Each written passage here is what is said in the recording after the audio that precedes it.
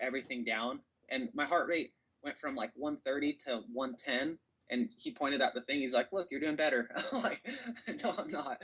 Still double your normal, isn't it? More than. Yeah, I'm like, dude, my average heart rate is like 55 to 60. So this is double. I don't know what you're used to seeing, but this isn't normal for me. And yeah, he just told me, I'm going to recommend you to a psychiatrist. I think you're having a psychotic episode, and just sent me on my way.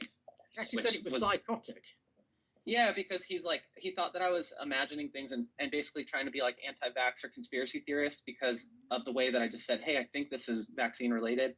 And at that time, they hadn't seen any at that hospital yet, to my knowledge. And so they sent me home. I had a lot of people reach out to me because I had kind of shared, hey, this is what's going on with me. I got access to ivermectin, and I started to take that right away just because I heard a lot of people say, hey, this might kind of hold the spike proteins hostage and just arrest the reaction that you're having. So I started taking that. It helped a lot. It like basically stopped my symptoms from getting worse. I didn't get a lot better, but it just like put it placeholder on it. And then I ended up in the hospital 4 days later for a second time. I went to a different hospital this time. And I had a really, really strong squeeze on my heart. Like it just cramped and then just started burning kind of uncontrollably. And yeah.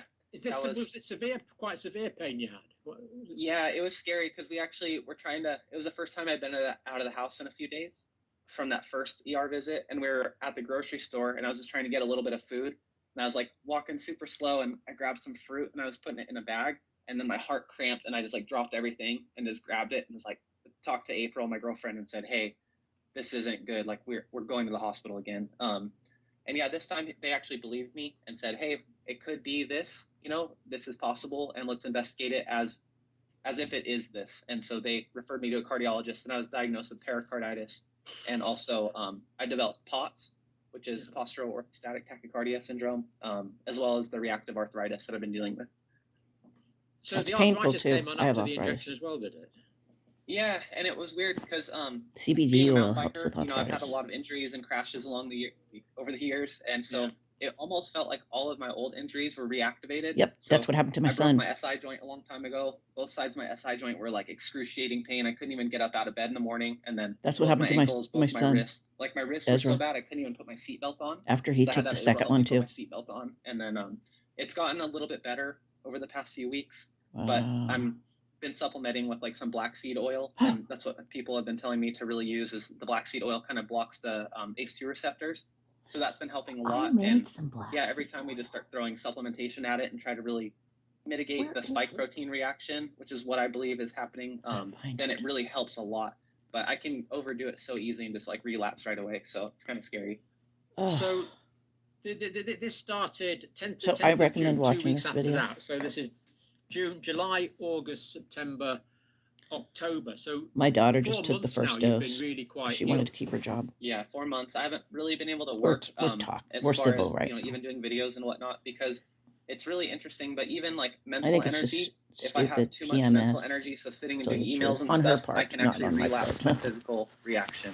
So I think there's been 3 or 4 times where I've felt really great, and I kind of told April in the morning, like, oh, I think I'm better. And, I get excited, and then either I overdo it physically just by like running errands, or even if I try to like start editing a video or something, then the next day I'll just be kind of in pain for I'm going to recommend this to the doctor. No, you kind of wiped out with the effort. Yeah, and it sucks that it's mental effort as well, because it's like, no matter what this I try is 40 minutes, so I'm going to watch this. But I have a doctor's appointment at 8:20. It's a phone one. It's not because I feel like very... have COVID, I just feel so or I did. And I told April, like, I'm so sorry that this happened. Away from everyone for 10 days, then, which this happened, and I basically just been kind of worthless for 4 months. But we are starting to get a little bit better, which I'm really excited about. It's their role. Especially once I started supplementing with the black seed oil. A woman from an organization called react19.org, she reached out to me after my video that I posted on YouTube, and she said, hey, thanks for sharing your story. These are the things that have been helping people that we know of so far, and that was one of the big ones, and that's been helping me a lot. And of course, we'll post the links to this if it helps anyone else. Then that's great. So I love him. You're still pretty. He's a good man. You're not right now by any means, are you? Hey, I've been promoting him. What does the cardiologist think? Does he think you're going to get? He did not have that many. Yeah, I've been promoting him on Fox News too. So in August, I actually did a cardiac MRI, Logic before. and my my heart was cleared of all the pericarditis, so I didn't have any more swelling present in my heart, which was really good. That was a huge sign. But I was still struggling with all of the POTS symptoms. So like going from laying to standing, really high heart rate, and also like blacking out. That's what's wrong with my oldest son.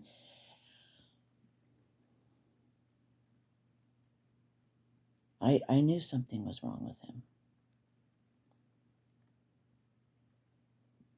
Oh, God. I just got to approach God.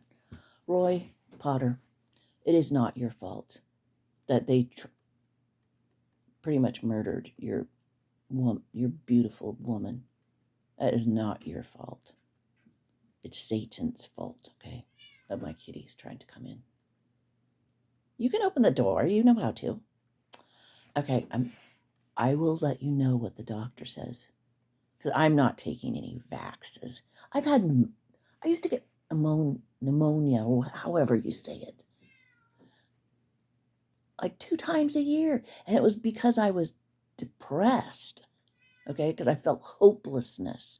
When you feel hopelessness, I was in my husband, who was a Jehovah's Witness when I married him, he left the truth. Which isn't the truth, okay? I think they're being taken over by UN, okay? Oh my God.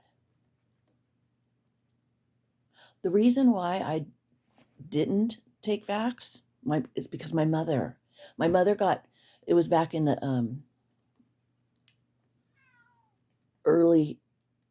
late 50s, early 60s. My mom got the vax for my sisters, okay? People were developing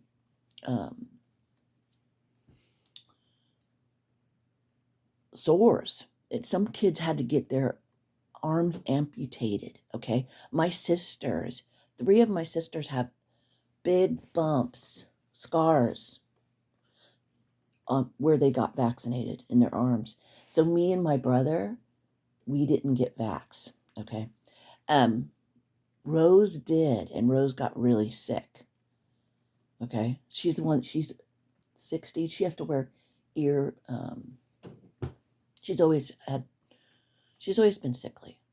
She works really hard though. She has her own business. She cleans the offices and stuff, and she helps older people. She had to get the 2 vax because she helps people, okay? And I'm like, don't get the boosters, Rose. Okay, so I gotta watch Lynn's Warriors. Yeah, it's kind of weird that she doesn't have very many followers when her husband has hundreds of thousands of followers. Okay, and I have to do a shout out to, oh my goodness, Nikocado Avocado is hilarious. I have a bad cough. Oh, he did the funniest video. He is overweight. He can lose it. He's lost weight before. What a character. Anyways, I'm gonna go. Bye.